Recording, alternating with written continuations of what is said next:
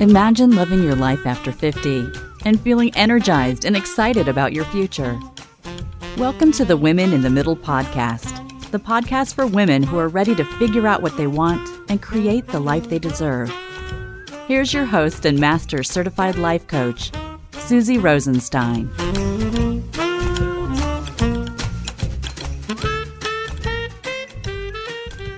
Hey there, today's episode is all about strength and fitness in midlife with my special guest, Alicia Jones. Let's go. Welcome back to the podcast, Women in the Middle, with over 1 million downloads and counting. I'm your host, Susie Rosenstein, your master certified coach and midlife mentor. And once again, I am so glad to be here with you. The topic I want to coach you on and provide amazing information about today is a great one and so important as a woman in the middle. We're talking about strength and fitness when you're over 50. I have a feeling this topic has been on your mind in one way or another, either the amount of fitness focus in your life right now and maybe how you want to do more, or what you're not doing right now and how you want to do more than you're currently doing. Well, you're right to be thinking about how to stay strong as you're aging, that's for sure. That's why you hear so much about the importance of your health, wellness, and overall well-being when you're in your 50s and 60s.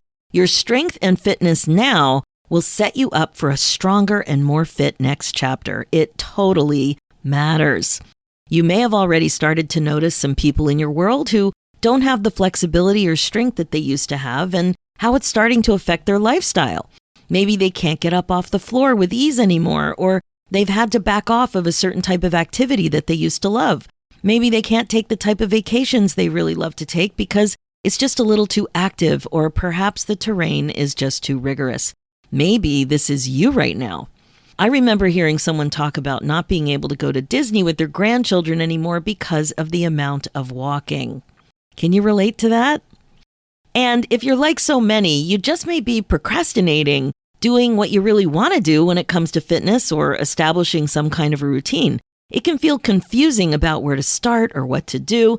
And it's also common to have some fear associated with it too, because you don't want to get hurt. My guest expert is going to help us make sense of all of this.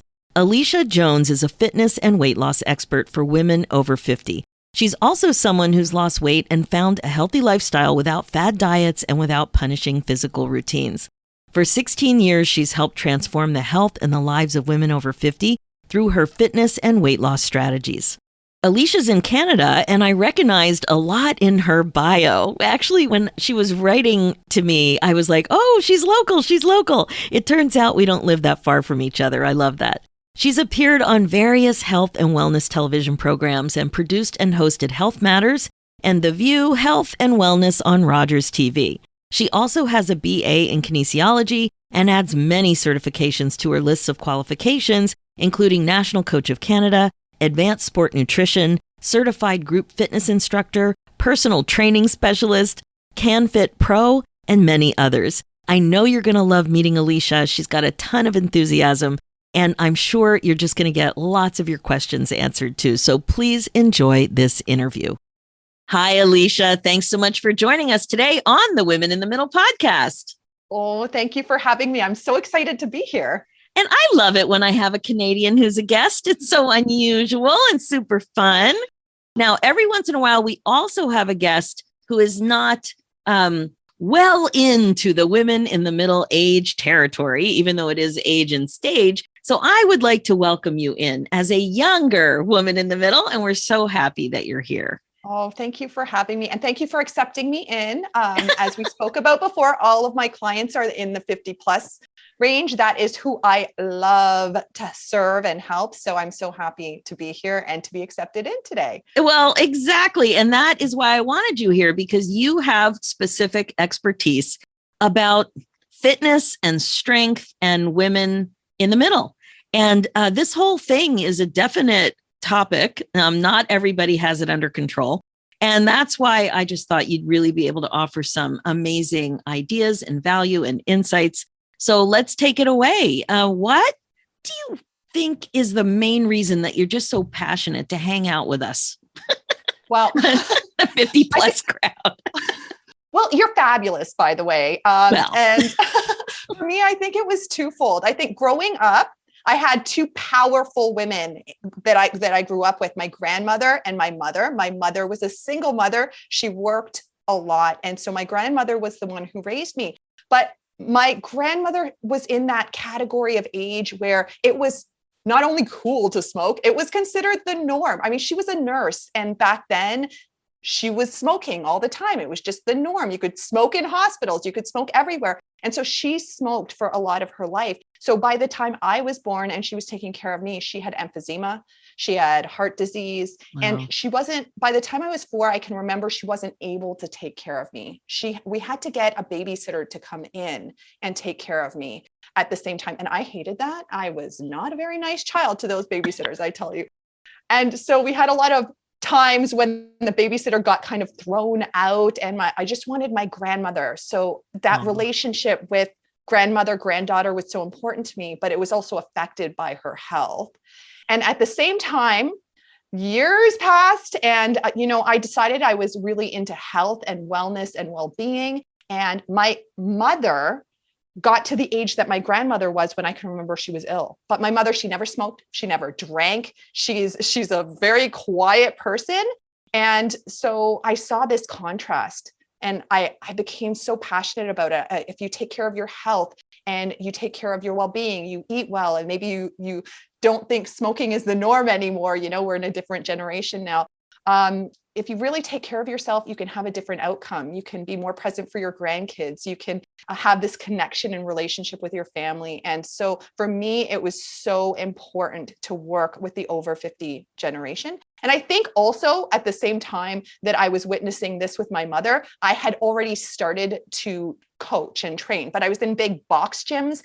And I don't know if you've been in many big box gyms, but there are a lot of people that aren't necessarily there for their health. They're more there as a meat market. Let's pick up other people. And it was not me. And so when I met women that were in the 50 plus, they would talk about their health, and that this was a journey for the psychological and physical well-being of their health. They wanted to live that second half with as much energy and vibrance as they could. And that for me, I think those two pieces connected together. And that's why I became so passionate about the over 50 population. Oh, I love that. I love that story, to be able to compare and contrast two older women's experiences that were very close to you, and how your grandmother's health really got in the way. Yeah. And with my mother, we've done amazing trips together. We've gone to Scotland. We were there for weeks. I was there for a month, and she came down for 2 weeks of that. And we're hiking and doing all of these amazing adventures. She was able to keep up. We went to Italy. It was boiling hot. I thought I was going to faint. They don't have air conditioning anywhere. And my mom, she was like, do you want to go home now? I'm like, yeah, please. I need to go back. And she's ready to go. She is strong. And I think that's because she really takes care of herself. I bet. And, one of the things that stood out too was that you remember a lot of negativity around weight loss when you were a teenager. So tell me how that whole thing affected your career choice. Yeah. So I don't think I know anybody who has not done some sort of really low calorie or, weight loss, starvation style of plan where you're barely eating. For me, from a very young age, I remember associating being a certain size with beauty for me. So for me, I thought if I got to a certain size, if I was this certain exact, size 4, size 8, something like that, then I would feel really good in my skin. I'd feel beautiful and confident. And it took a lot of years, a lot of restrictive plans, a lot of soul searching and understanding of myself to not want anything to do with that, actually, to really veer away from that.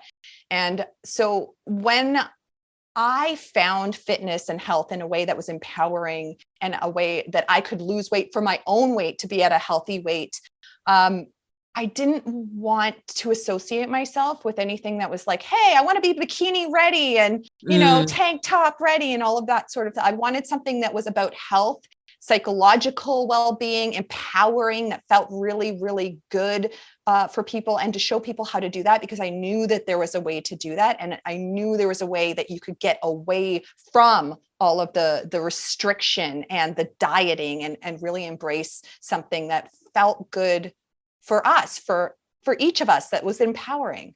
I'm having a total flashback to Glamour magazine days when I was a kid.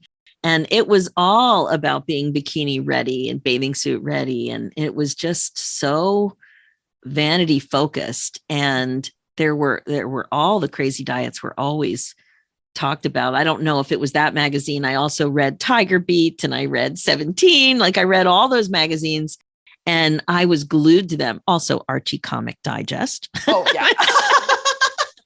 Maybe not at that age. I think Tiger Beat and Archie Comics kind of went together, but anyway, yeah. So it was around like that in the 70s too. Big focus on that. So when you went to school, you were already pretty clear about university and wanting to focus on this kind of health.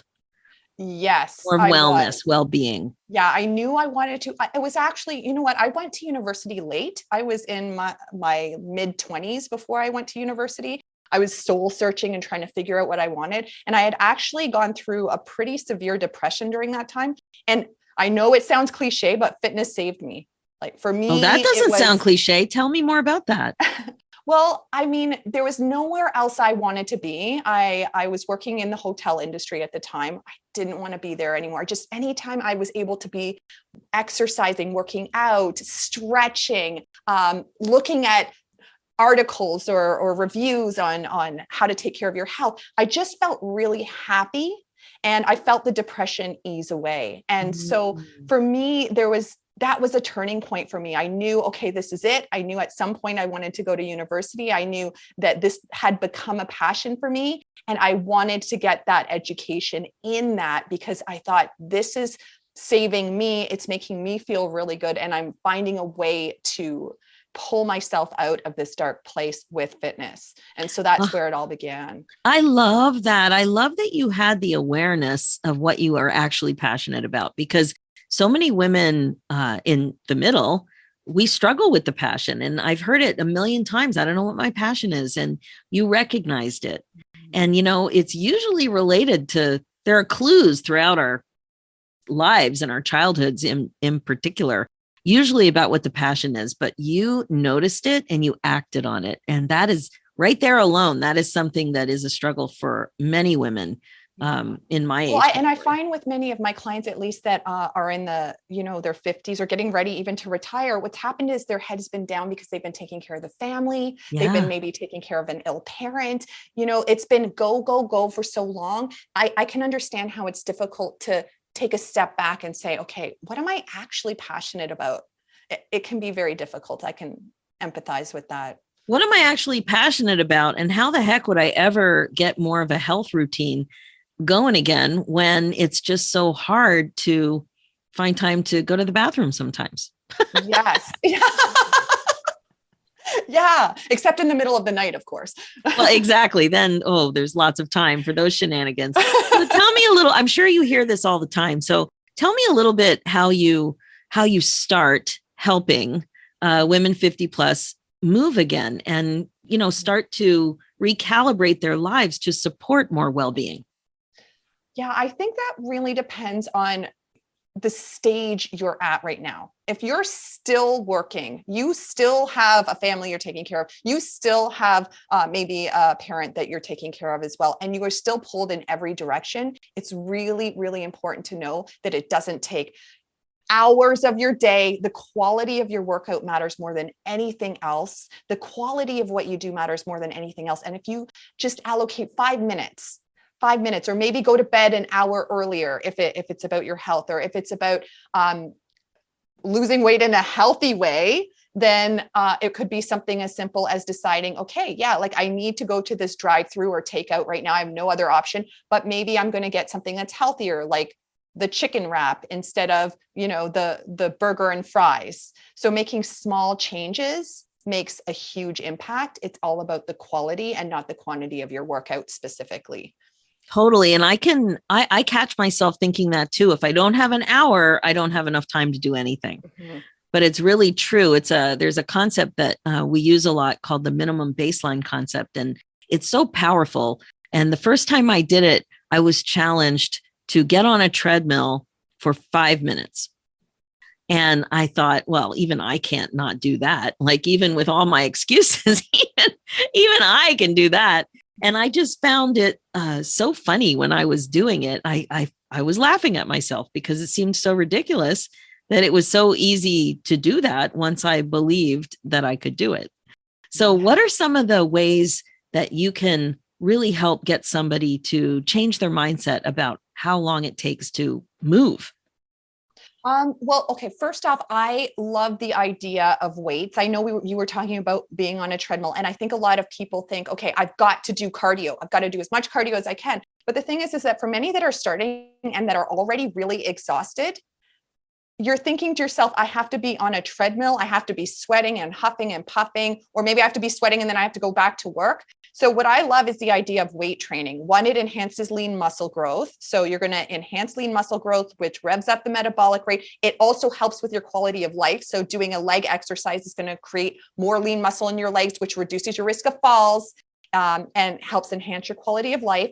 So if you do a weight training workout that's 5 minutes, maybe you have a set of weights by your door, but just before you leave, you can do a set of bicep curls and something for the back and maybe sit and stand a few times. You can incorporate that into your day really, really easily. You're not going to be sweaty, so you can leave right away if you want to leave the house. And you're also not dreading it, because if you don't have the energy for something that's more energetic, like a high cardio at the time, you're trying to get that energy, it is the perfect place to start, because you do it and you think, I didn't do that much. Maybe in a couple of days, you're like, okay, now I actually feel a little bit of what I was doing. But during the time frame, it actually feels really doable.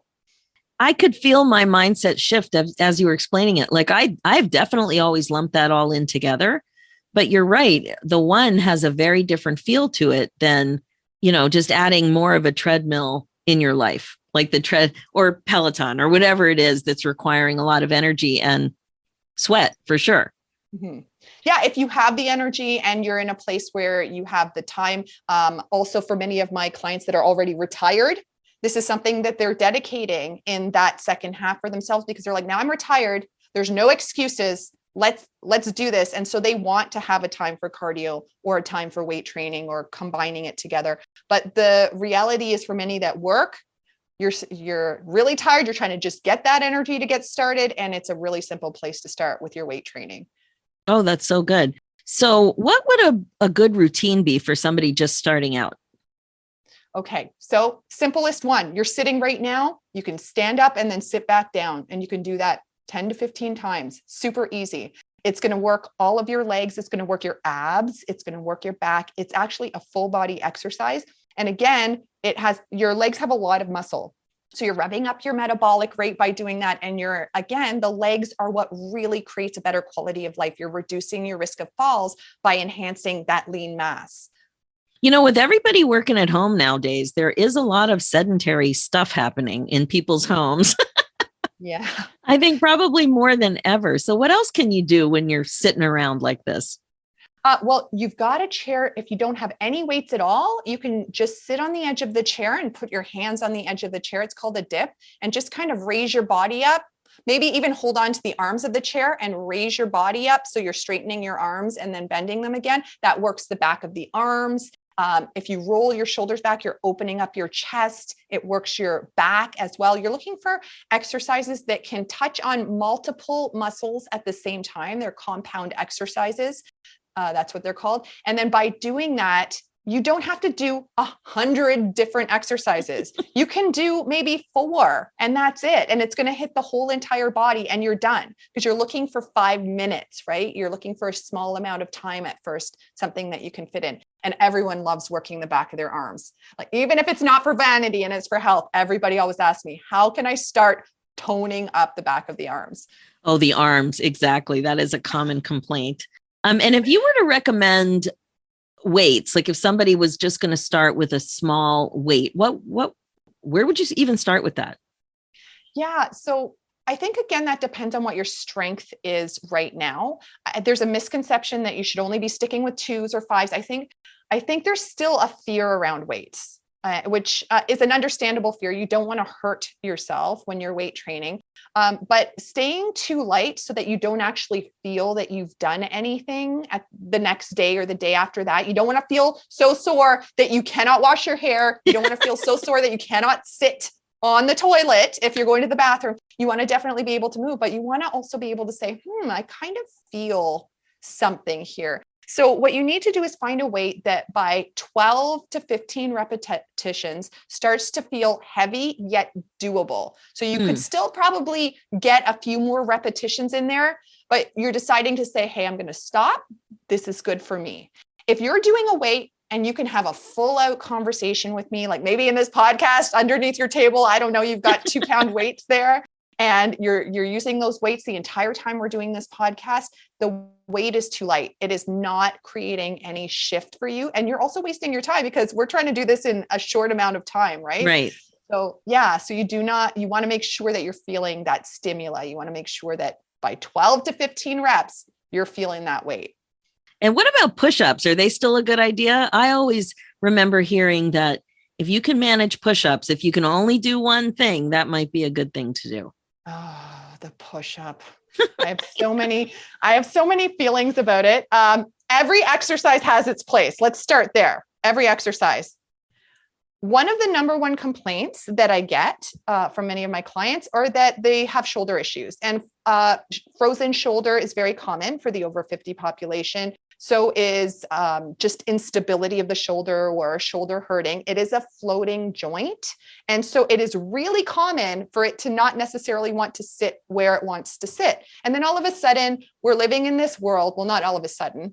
It's obviously over time. We're sitting in this world where we're driving our arms are forward and pulling our shoulders out of alignment. We're typing, which is a forward motion. We're maybe holding the babies or the grandbabies or the children all those years, and it's a forward motion. And so our shoulders are not in a good alignment. And then we're demanding as one of the first exercises that you're doing, if you've had a long time off, to do this forward motion again. Oh, yeah. So it can create a lot more tightness in an area that is already tight.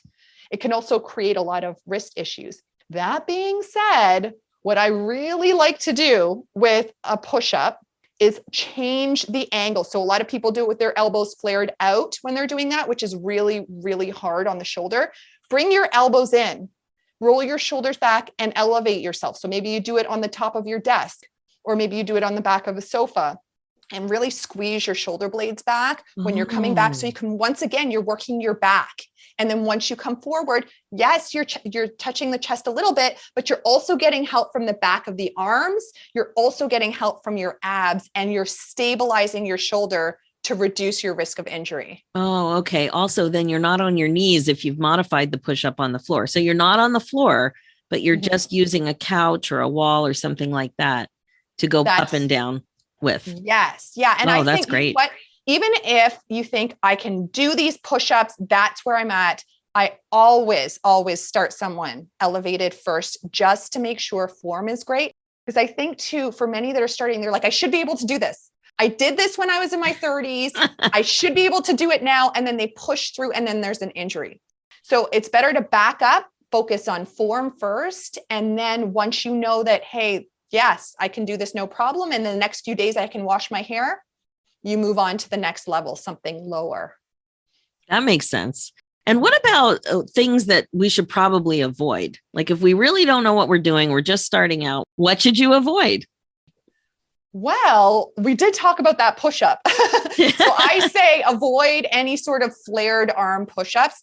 Please also avoid all leg raises. The tummy is one of those areas that I also get asked about. It's like, I have this tummy that I didn't have before. First off, ab exercises are excellent for core strength. They're also excellent to help stop the dribble. So if you leak a little bit when you sneeze or when you cough, if you're doing ab exercises correctly, then you can start to tone and strengthen that area.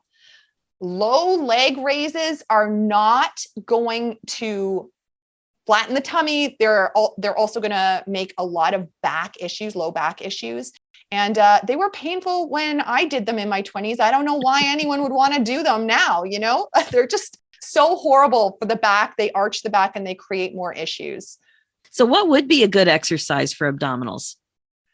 Well, I love the plank, but we are getting into the shoulder again, and we are getting into the wrists if you're doing it on your hands. And there's always that person that's saying to me, oh, I don't want to do that though, because it's hard on the shoulder and hard on the wrist. And we're already doing those tricep push-ups, with the elbows close. So instead of doing that, you can do something called dead bug. It sounds painful, but it's not. It is a modified version of a low leg raise where you're just switching one leg to the other. I should give you a video to demo for that, but it's a healthier way of doing your low abs. It's called the dead bug. Oh, I'd be happy to hyperlink that in the show notes. Okay. I think I actually have a safe ab workout you can do. So I'll send that to you. That would be great. And I'm happy to put that in the show notes. And one time I did, this was before COVID, but I was on a really solid tennis routine for a while. I finally found something I like to do. And of course I got injured right at the beginning. I had tennis elbow and I just made a decision that I was going to power through. So I got the right brace and this and that, and I powered through. And it didn't even occur to me that I should probably get some advice about whether or not I should power through. So it ended up being okay, but I don't know if I made it worse than it needed to be or whatever. So what can you tell us about when we do have pain? I think there's a differentiation between good pain and bad pain. I think that, I don't know, Susie, do you think that you had bad pain? It was definitely painful, but I really wanted to play tennis. I was thinking, I finally found exercise that I like. Yeah. And I get that too, because you don't want to take away the thing that you love. And when you found that passion for it, did it go away because you sought help? Like, did you do physiotherapy at the same time as you were doing tennis? Or? I just got the braces I was supposed to get. That was it. And that worked. That was fine. Yeah, it did. But I was playing once a week. I wasn't, it wasn't more intense than that.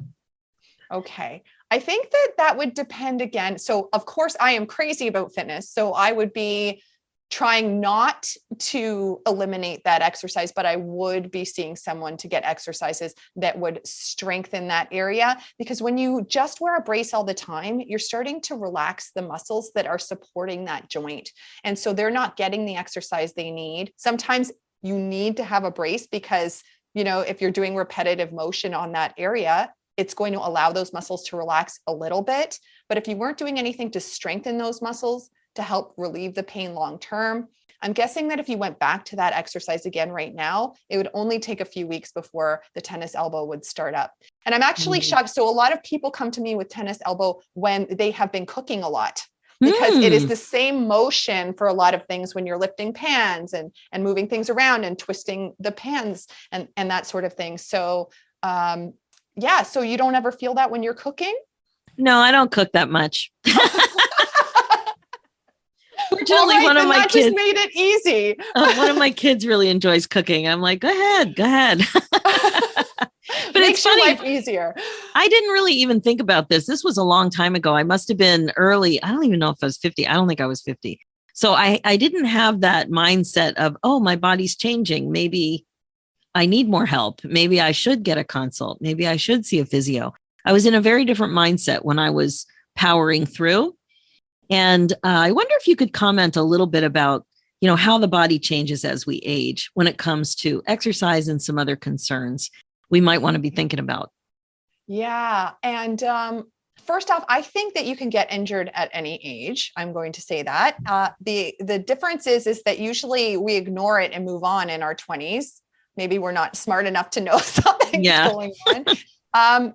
And over 50, it is different because adaptation rates change. So you have an injury there. It's going to take longer to heal from it. I think I'm sure many of your listeners know that, if your knee hurts and maybe you have to get a little bit of physio for it, or your elbow hurts and you need to get physio for it, instead of it being 3 sessions and you're done, it keeps on coming back. It's niggling. It takes longer for your body to repair. And so you do need to keep in mind that reparation rates change, adaptation rates to exercise shift a little bit. It doesn't mean that you can't do all of the amazing exercises that you once did if you were exercising before. It just means that you, instead of exercising every day at the highest intensity on this joint or this area that's injured, or even on a body that is just learning how to exercise, you need to make sure that you're giving your body plenty of time to rest in between to actually repair. Yeah. Oh, that makes sense. So, another thing, now that we're talking about it, I'm thinking about my sneakers. And of course, in Canada, we say running shoes, but in the States, I grew up with sneakers. But I notice because I walk the dog a lot, that I'm really starting to feel when the sneakers are, no longer great. And I don't think when I was younger, I really noticed that anymore, but I'm really feeling like the need to replace them more often because of my back and my feet and this and that. Is that a thing? Oh yeah, that is definitely a thing. Yeah. Impact rates shift. So for example, I'm a runner, and as you talked about, I'm in the early midlife. When I'm running, a lot of times I'll run on the grass now. So I'm already starting to adapt myself because I can feel that shift. Shoes should be shifted if they're running shoes or walking shoes every 3 months on average, or the amount of kilometers that you're running or walking, it needs to shift. It doesn't mean you have to give up walking. It doesn't mean you have to give up running, but you definitely have to make sure that you have shoes that have the proper support in order to give that extra padding. And what is even more interesting is you also have to have times when you're out in the grass or outside without any shoes on at all. Because if all you're doing is wearing shoes because you're like, I want to avoid the impact, well, then you're starting to reduce the sensory receptors, the actual senses in the bottom of your foot. They're starting to go to sleep because they think you don't need them. Our bodies are so intelligent. So they literally start to just say, hey, this isn't a part of the body she's using. She's got these shoe things on. For a lot of people a lot of experts will call them the coffins of the feet. Because really? It starts to reduce the sensory receptor ability. And so not only do your feet start to kind of go to sleep, but you'll also see a lot more issues happening with plantar fasciitis. So I don't know if that's something you've ever felt before. It is something I felt before. Yeah. It was. Yeah. And that tends painful. to come as well in midlife more because you've been wearing shoes for so many years.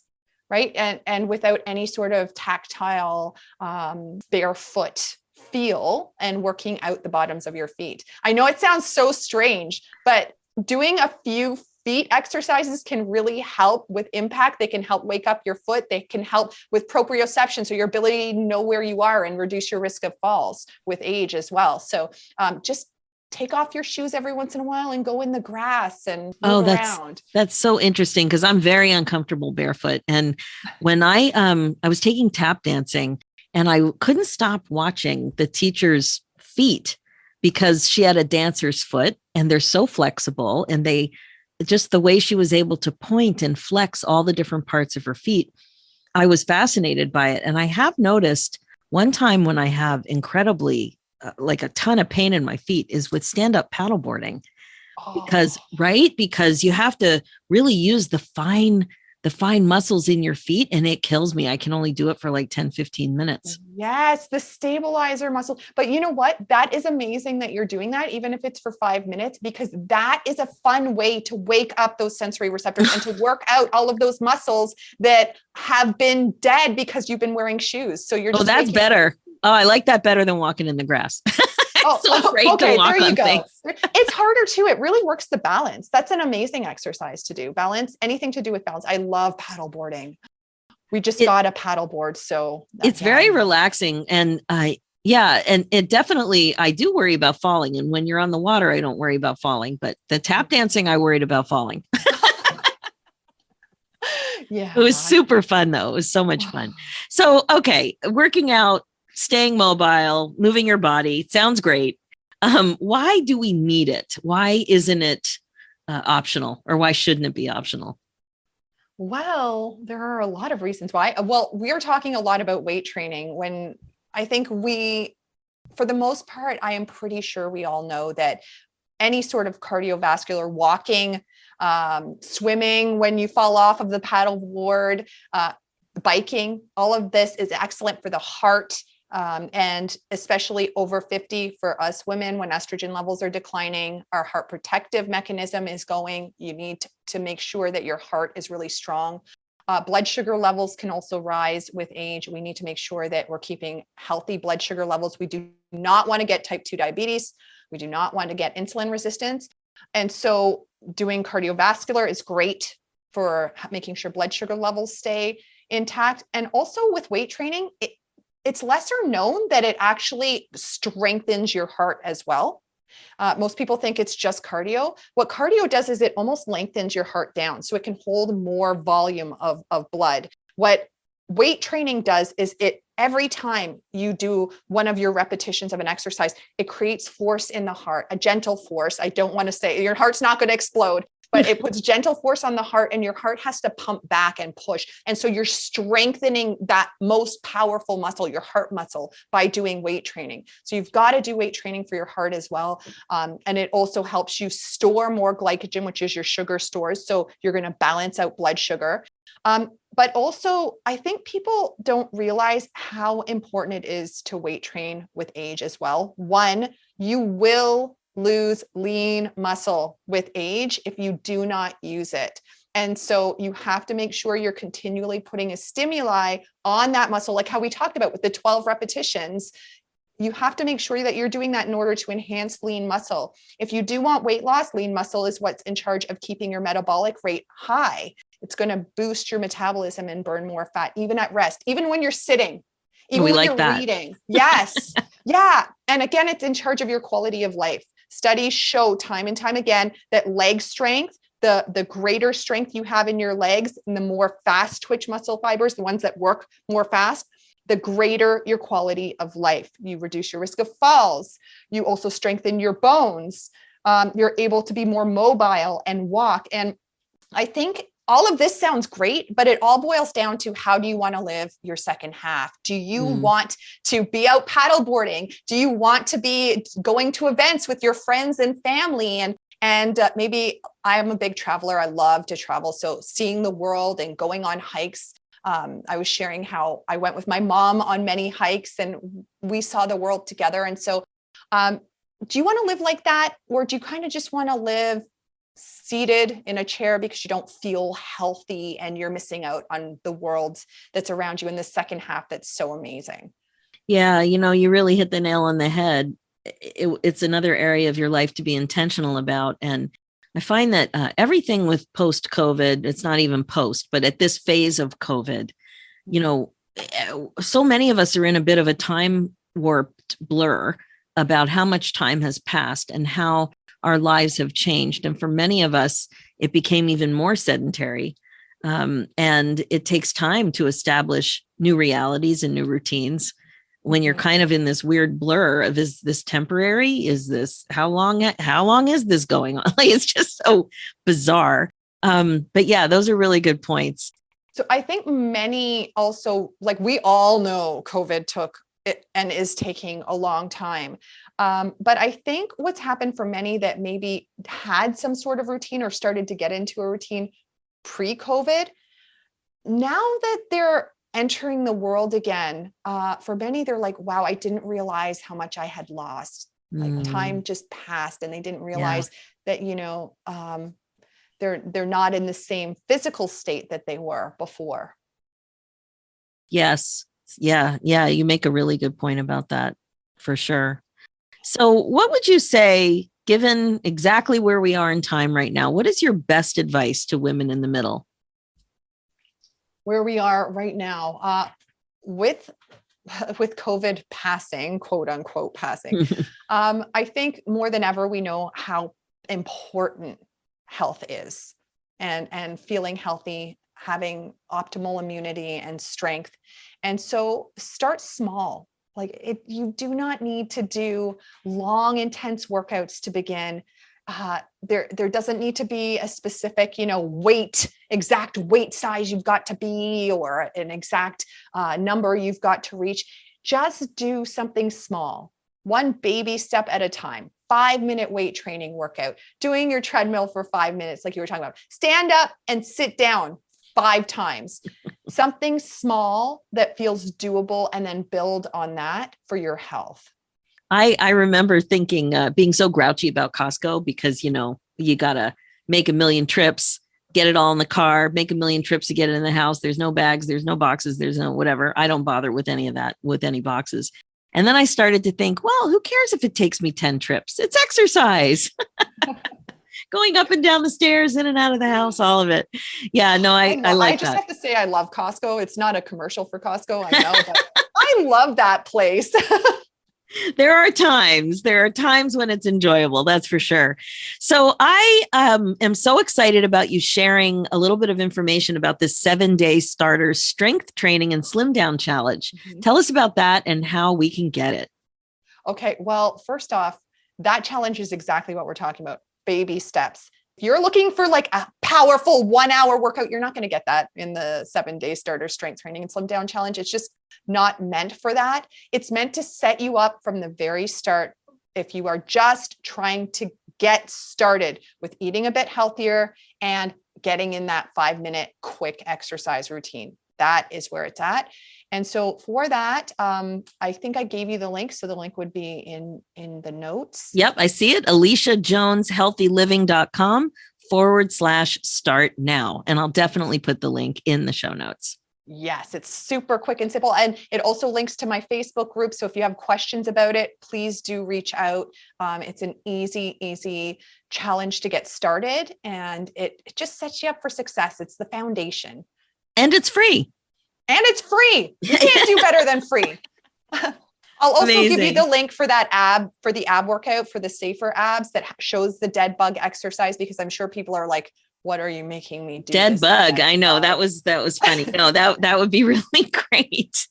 Alicia, thank you so much for joining us today. I think you really put things into perspective when it comes to moving your body and making some of these changes. And I just love that you love the women in the middle. I love that you love us. I do. You're living your best life. That is for sure. Thanks so much. Thank you.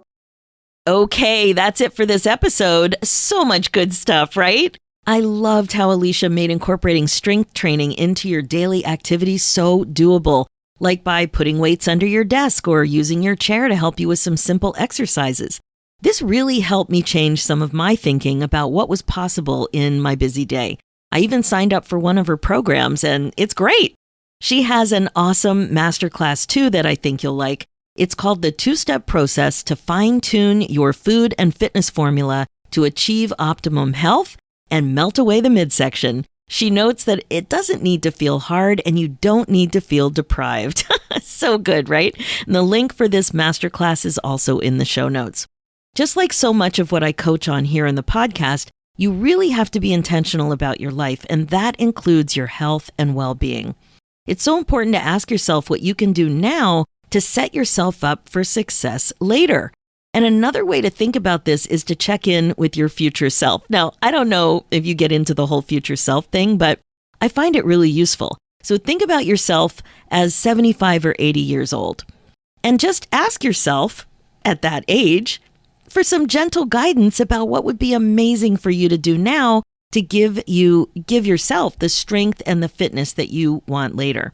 I know it's kind of hard with the tenses thinking about your future self, but that's really what you want to do, is just imagine yourself at that age, your older and wiser self, and just ask for some advice, because she knows you and she'll be honest. And then all that's left is what you do with that valuable information. All right, as you know, my focus as your midlife coach is to help you get unstuck and live your best life, because there is way more fun to be had. If you want to finally focus on getting unstuck, like step on the gas already, there's no better mechanism, no better way than when you know you're meant for more like this and you know that you're wasting valuable time, than to move forward with a community of women just like you. I would love to be able to help you get unstuck and create your exciting next chapter. I want to invite you to apply to the Women in the Middle Academy. It's a 6-month coaching program where you get all the support you need to apply what you're learning here in the podcast. But more importantly, you get expert coaching, curriculum, and a community to get clear about what you want so that you don't have regrets. Don't waste another second feeling stuck. Go ahead and apply. Just fill out the quick and easy application when you book your momentum call, and we'll have a quick chat. Head over to www.womeninthemiddleacademy.com. For show notes and links, head over to www.susierosenstein.com and click the podcast tab and look for episode 269. Thanks so much for listening. It's time for you to put yourself first, one thought at a time. I'm Susie Rosenstein, and I'll talk to you next week.